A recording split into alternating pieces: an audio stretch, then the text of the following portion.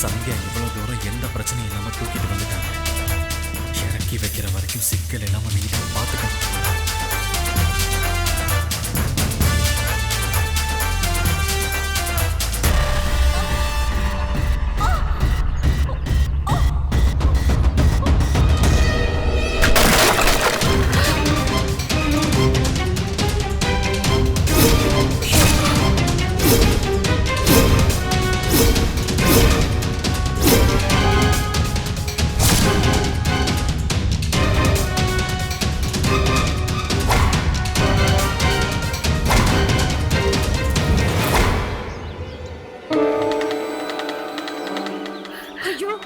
இப்படி போட்டு உடைச்சு வச்சுட்டியடி.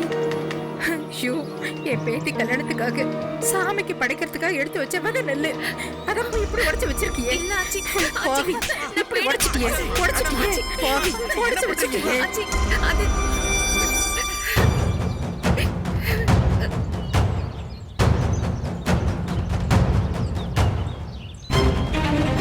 அத்தை அத்தை, நான் தான்.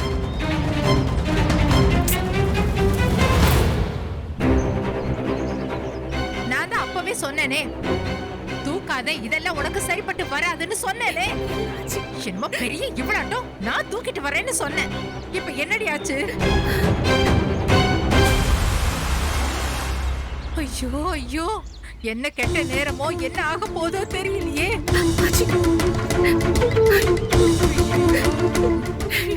தொடாதடி, ஓடி கீழே, ஓடி இந்த பக்கம். இந்த விதை நல்ல மாதிரி என் பேத்தி வாழ்க்கை விளைஞ்சு நிக்கும்னு நினைச்சேனே, அத போய் உடைச்சிட்டியடி பாவி. ஒரே ஒரு பானை, அத உன்னால ஒழுங்கா பத்திரமா தூக்கிட்டு வர முடியாதா? நீ எல்லாம் எப்படிதான் குடும்பத்தை நடத்தி கிழிக்க போறேன்னு எனக்கு தெரியல.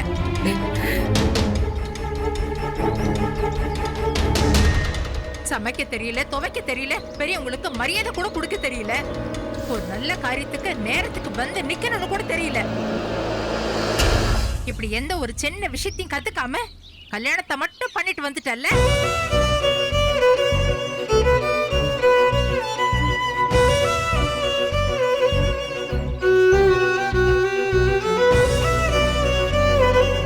சரோஜா அத்தை தான் தட்டி விட்டாங்கன்னு சொன்னா ஆச்சியோட மொத்த கோவமும் அவங்க மேலதான் திரும்பும்.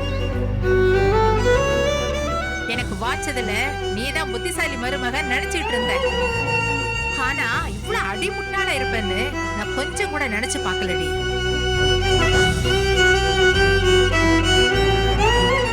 சரவண மாதிரி ஒரு தங்கமான பையனுக்கு இப்படி ஒரு பொண்ணை கல்யாணம் பண்ணி வச்சிருக்க. உனக்கெல்லாம் கண்ணீர் கிடையாதடி. ஏய், 4 பேர்கிட்ட விசாரிக்க மாட்டியா?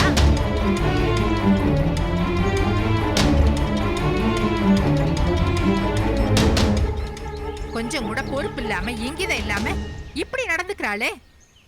இவ எப்படி சரவணன் கூட கடைசி வரைக்கும் காலம் தள்ள போறா? மருமகனா எப்படி இருக்கணும்னு தெரியுமா? நிக்கிறா பாரு சரோஜா, இவ்வளவு மாதிரி இருக்கணும்.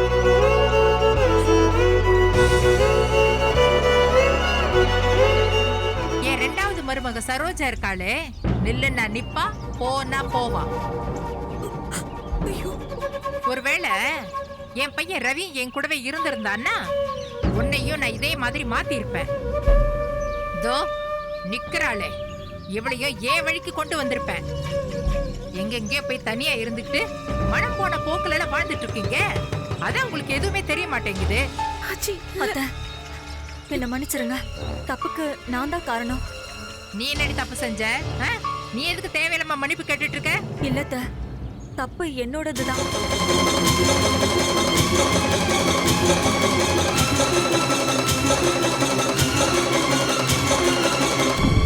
சீர்வரிசை தட்டை தூக்கிட்டு நடந்து வரும்போது கால்ல முள்ளு குத்திருச்சு. வலி தாங்க முடியாம என்ன அறியாம அவ மேல கைய வச்சுட்டேன்.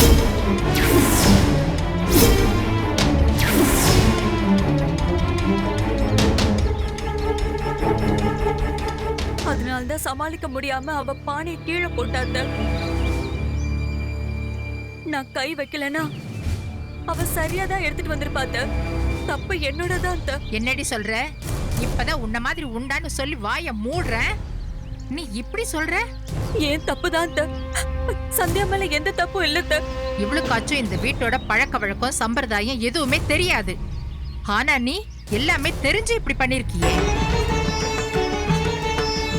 இல்ல கால்ல முள்ளு குத்துச்சுன்னா கொஞ்ச நேரம் உன்னால பொறுத்துக்க முடியாதா? உயிரா போயிடும்.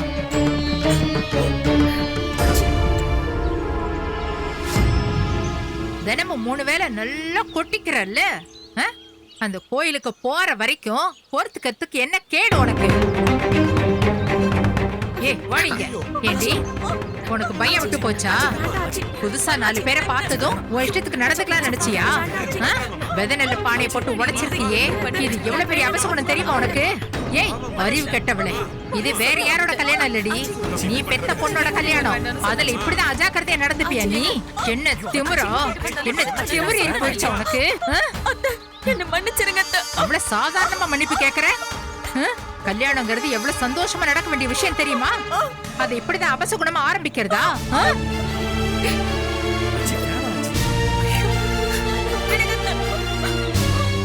இத மட்டும் மாப்பிள்ளை வீட்டுக்காரங்க பார்த்தா என்னடி நடப்பாங்க? கல்யாணத்தை நிறுத்திட்டா என்ன பண்ணுவ சொல்லுடி. ஒண்ணு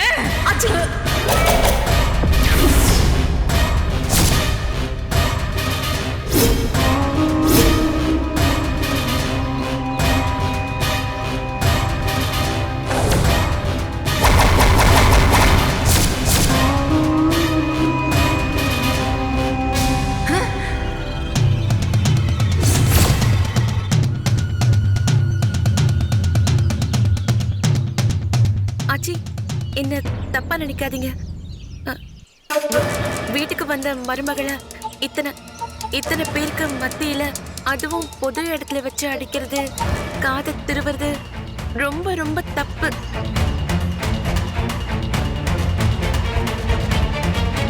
எல்லாருக்கும் சுயமரியாதைன்னு ஒண்ணு இருக்குல்ல ஆச்சி. சின்ன குழந்தைங்களையே இப்படி நடத்தக்கூடாது. நீங்க இவ்ளோ பெரியவங்களா இப்படி மரியாதை இல்லாம நடத்துறீங்க. பாவம், அவங்க மனசு என்ன பாடுபடும், எவ்வளவு வேதனைப்படும். அவங்க கால்ல முள்ளு குத்துனதுனாலதான் ஏதோ தெரியாம என் மேல கை வச்சுட்டாங்க. அது அது அது ஒண்ணு அவங்க தெரிஞ்சே செய்யலையே, தெரியாம நடந்த தப்பு தானே. அதுக்கப்புறமும் இத்தனை பேருக்கு மத்தியில வச்சு அவங்களை இப்படி நடத்துறது கொஞ்சம் கூட நல்லா இல்ல ஆச்சு. பெரியவங்க மேல மரியாதை இருக்கணும், பயம் ஒன்றும் இருக்க வேண்டாம். ஒருத்தவங்க மேல பயத்தினால மரியாதை வச்சா அது கொஞ்ச நாள்ல காணாம போயிடும். அதுவே அவங்க மேல இருக்கிற மதிப்புனால வர மரியாதைன்னா அது காலம் முழுக்க நிலைக்கும் ஆச்சு. உங்களுக்கு அப்படி ஒரு மரியாதையை தரணும் தான் நான் விரும்புறேன்.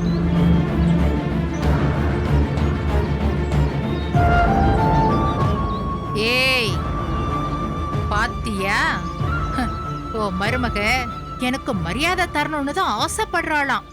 ஐயோ, எப்படிப்பட்ட மரியாதை பாத்தியா? ஆச்சி, நான் நிஜமாவே என் மனசுல இருந்துதான் சொல்றேன் ஆச்சி. உங்க வயசுக்கும் அனுபவத்துக்கும் உங்ககிட்ட இருந்து கத்துக்க வேண்டியது இன்னும் நிறைய இருக்கு. ஆனா இப்போ இங்க நீங்க செஞ்ச விஷயம் ரொம்ப ரொம்ப தப்பு ஆச்சு. தப்புதாம்மா, ரொம்ப ரொம்ப தப்புதான். இப்ப நான் என்ன பண்ணணுங்கிற? மன்னிப்பு கேட்கணுமா? எல்லா காலையும் விழுந்து மன்னிப்பு கேட்கட்டுமா? முதல்ல நான் உன் காலில் விழுந்து மன்னிப்பு கேட்கறேன். வேண்டாமா? சிவகாமி காலில் விழுந்து மன்னிப்பு கேட்கறேன். சரோஜனிக்கிறாள், இவ காலில் விழுந்து மன்னிப்பு கேட்கறேன். நீ என்ன மன்னிச்சிருடா, நான் உன் காலில் விழுறேன்டா.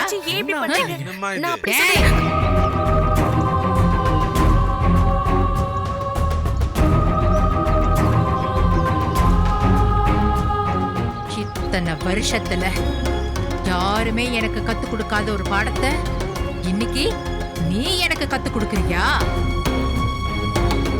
சரிடி, சரி, நானும் கத்துக்கிறதுக்கு தயாராதான் இருக்கேன்.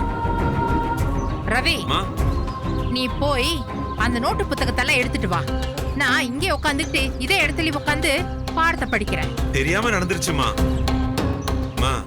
கல்யாணத்துக்கு வேற நேரம் ஆதுமா. வாமா போலாம் நம்ம. நீ ஒழுங்கா இருந்திருந்தா உன் பொண்டாட்டி ஒழுங்கா இருந்திருப்பா. அவ ஒழுங்கா இருந்திருந்தா இவ இன்னைக்கு என் கைய புடிச்சிருக்க மாட்டா. பெருசா பேச வந்துட்டியா நீ? இந்த பார், என் வீட்டுல நான் வச்சதான் சட்டம். நான் 3 தலைமுறைய பார்த்தவ.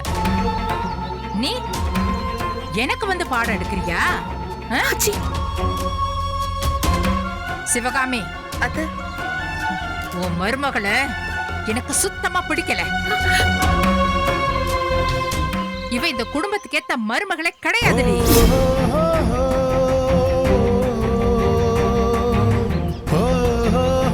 கல்யாணம் முடிஞ்ச கையோட நீ மருமவளை கூட்டிட்டு ஊருக்கு கிளம்பு.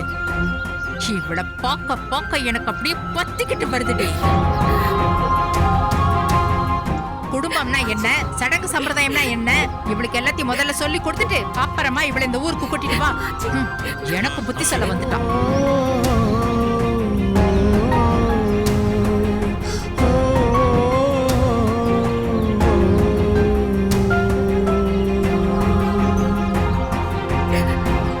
இப்போ உனக்கு திருப்தியா? இத்தனை பேர் மத்தியில நீயும் அசிங்கப்பட்டு எங்களையும் அசிங்கப்பள்ளி நம்ம குடும்பத்து ஆளுங்க எல்லாரையும் தலை குனிய வச்சுட்ட. அத்த வாயாலேயே எங்களை கிளம்பி போங்கன்னு சொல்ல வச்சுட்டல.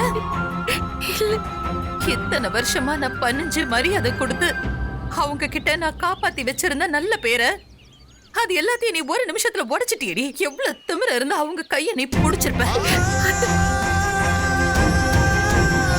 என்ன சரவணா, நீ எல்லாத்தையும் பாத்துட்டு தானே இருந்த? இல்லனா இப்போ உன் கண்ணுக்கு உன் பொண்டாட்டி நல்லவளாதான் தெரியறாளா? இவ இங்க வந்திருக்கிறது நான் இவளுக்கு வச்ச பரீட்சையில பாஸ் பண்ணணும் தானே. ஆனா அத்தை தான் இவள பரீட்சை ஹால்ல இருந்தே துரத்தி விட்டுட்டாங்களே. இவ ஃபெயில் ஆயிட்டாங்கிறது இப்பவே தெரிஞ்சு போயிடுச்சு.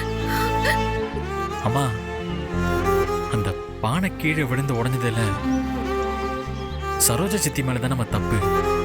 அதுக்கு சந்தியா என்னமா பண்ணுவாங்க? அதுக்காக சரோஜா அத்தை கைய பிடிச்சு மரியாதை குறைவா நடந்துக்கலையே. பெரியவங்க பேசினா பேசிட்டு போகட்டும், நீ அமைதியா தானே இருந்திருக்கணும்.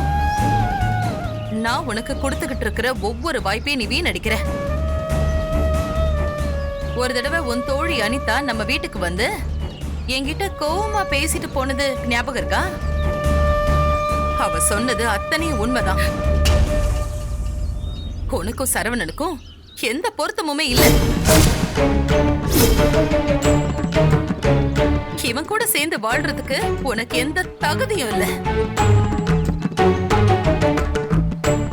சரி, நீ பெரிய பெரிய படிப்பெல்லாம் படிச்சிருக்கலாம். போட்டிக்கு போய் 5 லட்சம் ரூபாய் ஜெயிச்சுட்டு வந்திருக்கலாம். அப்புறம் காலேஜ் பிரின்சிபலே வீடு தேடி வந்து உனக்கு பாராட்டு விழா நடத்துறோன்னு சொல்லிருக்கலாம். ஆனா இந்த குடும்பத்துக்கு, ஏன் குடும்பத்துக்கு மருமகளா இருக்கிற தகுதி உனக்கு சுத்தமா இல்ல.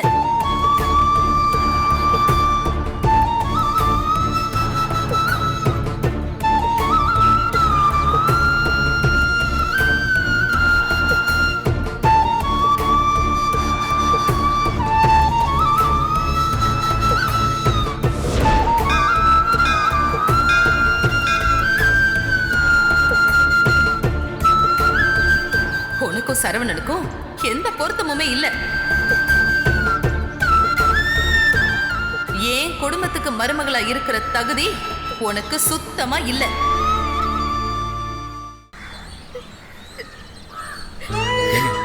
சந்தியா, என்னங்க இங்க உட்கார்ந்துருக்கீங்க? வாழ்க்கையில எப்பவும் நம்ம நினைச்சதெல்லாம் நினைச்ச மாதிரி நடக்கிறது இல்லை. நல்லா படிச்சு பெரிய ரேங்க் வாங்கின நீங்க படிக்காத என்ன கல்யாணம் பண்ணுவீங்கன்னு நினைச்சீங்களா? ஆனா நடந்துருச்சுல்ல. இதே மாதிரி தான் நானும் சின்ன வயசுல இருந்து என் குடும்ப கஷ்டத்தை பார்த்து பார்த்து வளர்ந்தேங்க.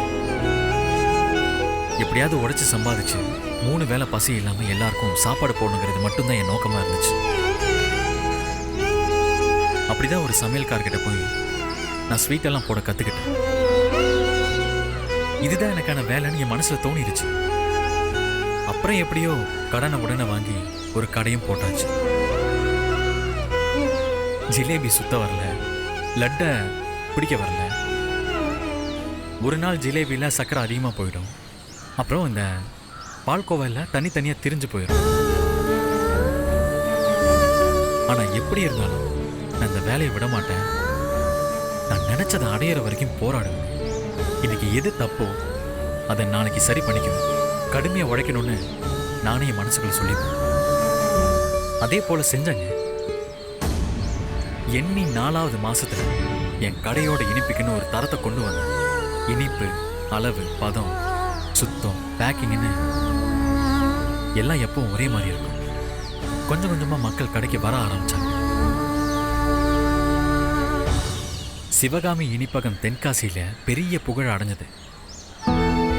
இன்னைக்கு நம்ம கடையோட ஸ்வீட்டை சாப்பிடாதவங்க யாருமே இல்லைங்க. அதுக்கு பின்னாடி ஒரு மிகப்பெரிய உழைப்பு இருக்கு. அவங்களுக்குன்னு 1000 பிரச்சனை. நம்ம பேசுறத காது கொடுத்து கேட்கறதுக்கு கூட யாருக்கும் நேரம் இல்லை. நாம தான் எல்லாத்தையும் தாண்டி முன்னேறி போகணும். வாங்க போலாம்.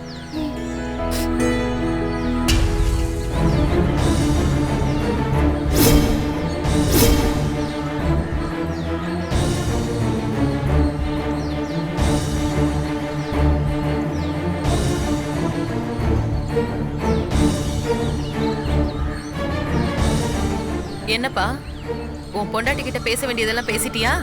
இல்லம்மா, போதும் சரவணா. ரொம்ப பெருசா உன் வாழ்க்கை கதையெல்லாம் சொல்லி அவளுக்கு நம்பிக்கை கொடுக்கற போல இருக்கு. ஆனா இதெல்லாம் எதுக்குன்னு தான் எனக்கு புரியல. இது அணைய போற விளக்கு. நீ என்னதான் தூண்டி விட்டு பிரகாசமா எரிய விட்டாலும் அணையறது தான். அதுல எந்த மாற்றமும் இல்ல. என்னமா பேசுறீங்க? என்ன சரவணா, நான் ஏதோ புது விஷயத்த சொல்ற மாதிரி அப்படியே முழிக்கிற. இந்த 3 மாசத்துல இவ என் வீட்டுக்கு ஏத்த மருமகளா நடந்துக்கலன்னா இவளை என் வீட்டை விட்டு நான் அனுப்பிடுவேன்னு சொல்லி 3 மாசம் முடிய போகுது. நீ அதை மறந்துட்டியா?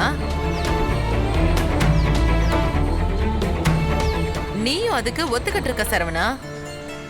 இதோ நிக்கிறாளே உன் படிச்ச பொண்டாட்டி, அவளும் ஒத்துக்கிட்டால. அப்புறம் மாத்தி பேசலாம்லாம் ஒண்ணு நினைக்காதீங்க. என்ன சந்தியா அமைதியா நிக்கிற? ஏதாச்சும் சொல்லு. அம்மா, சந்தியா பாவம். அவங்க இங்க வந்த நாள்ல இருந்து அவங்க மேல விடுற பழிக்கு அவங்க காரணம் கிடையாது. அன்னைக்கு ரூம்ல நாங்க 2 பேரும் விழுந்தது, இன்னைக்கு பானை கீழே விழுந்து உடஞ்சது, எல்லாமே ஏதாச்சும் நடந்த விஷயம். சரவணா, நீ உடைஞ்ச பானைய ஒட்ட வைக்க பார்க்காத. இவன் நம்ம வீட்டுக்கு ஏத்த மருமக இல்லைன்னு இத்தனை நாளா நான் மட்டும்தான் சொல்லிட்டு இருந்தேன். ஆனா இன்னைக்கு இந்த ஊர்ல இருக்கிற ஒவ்வொருத்தரும் பேசிட்டு இருக்காங்க.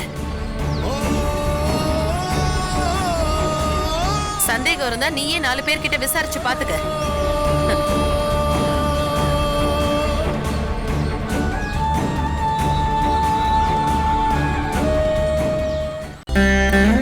அட்வான்ஸ் கங்க்ராச்சுலேஷன்ஸ் மதி. இன்னும் கொஞ்ச நேரத்துல உனக்கு கல்யாணமாக போகுது. ஒரு புது வாழ்க்கைக்குள்ள நீ நுழைய போற. நிறைய அப்ஸ் அண்ட் டவுன்ஸ் எல்லாம் இருக்கும். ஆனா பொறுமையா நிதானமா ஹேண்டில் பண்ணணும். இதுக்கு நடுவுல உன்னோட அந்த ரேடியோ ஜாக்கி கனவை மட்டும் என்னைக்குமே விட்டுறாத. ஓகே. பொம்பளை பிள்ளைகிட்ட அழகு இருந்தா எடுத்துக்கிடுவானுங்க, ரூபா இருந்தா புடிங்கிடுவானுங்க. ஆனா வேலைன்னு ஒன்று இருந்துட்டா யாரையுமே அண்டி பொழைக்க வேண்டாம் வளர்மதி. ஓகே அண்ணி. ஏய் நிறுத்து. என்னடி பண்ணிட்டு இருக்க நீ? உன்னை யார் இங்க வர சொன்னது? ஏற்கனவே நீ செஞ்சதெல்லாம் பத்தாதா? கல்யாணம் முடியற வரைக்கும் என் கண் முன்னாடி நான் உன்னை பார்க்கவே கூடாது. போடிங்க இருந்து. நீங்க எல்லாம் எதுக்கு இங்க நின்னுட்டு இருக்கீங்க? இங்க வா. மரம் மாதிரி நின்னுட்டு இருக்க. உனக்கு அந்த உதட்டு சாயம் பூச தெரியாதா? பூசி விடுங்கடி.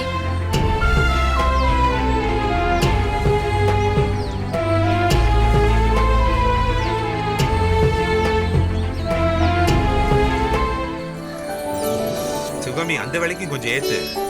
ஏய், என்ன பண்ணிட்டு இருக்கீங்க? ஒண்ணு இல்ல, பிரகாரத்துல இருக்கிற சாமிக்கெல்லாம் விளக்கேத்திட்டு இருக்கோம். அதான் எல்லாத்தையும் ஏத்திட்டு போலாமேன்னு. சரி, சீக்கிரம் ஏத்திட்டு மத்த வேலையெல்லாம் போய் பாருங்க. நேரம் ஆயிட்டே இருக்குல்ல. சிவகாமி, நீ கூட போ. சரிங்க போயிட்டு வா, அத்தை. போயிட்டு வா, போயிட்டு சீக்கிரம். வந்துடுறேன். ஏய் அறிவு கட்டவளே, ஒரு நல்ல காரியத்துல இப்படி அவசரமா விளக்க தட்டி விடுவ? இல்ல அத்தை, தெரியாம முந்தான பட்டு. என்னடி தெரியாம பார்த்து பண்ண தெரியாதா உனக்கு? ஏதாவது ஒரு வேலையாச்சும் உருப்படியா செய்யறியா?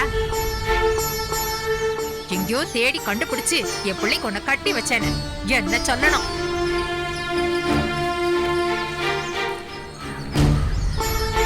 இந்த பாரு, இனிமே என் மூஞ்சிலே முழிக்க கூடாது சொல்லிட்டேன். போடி. வாங்க. கடவுளே, உன்னோட மகிமையே மகிமைதான். மாமா ஆ? அத்தை ரொம்ப பாவம் இல்ல மாமா? பாவமா? நியாயமா இதுக்கு நீ சந்தோஷம் இல்ல பண்ணும்? ஒண்ணு இல்லாத விஷயத்துக்கு உன்னை எப்படிலாம் டார்ச்சர் பண்ணுவா? சும்மா ஜாலியா எடுத்துக்கிறத விட்டு என்னம்மா நீ?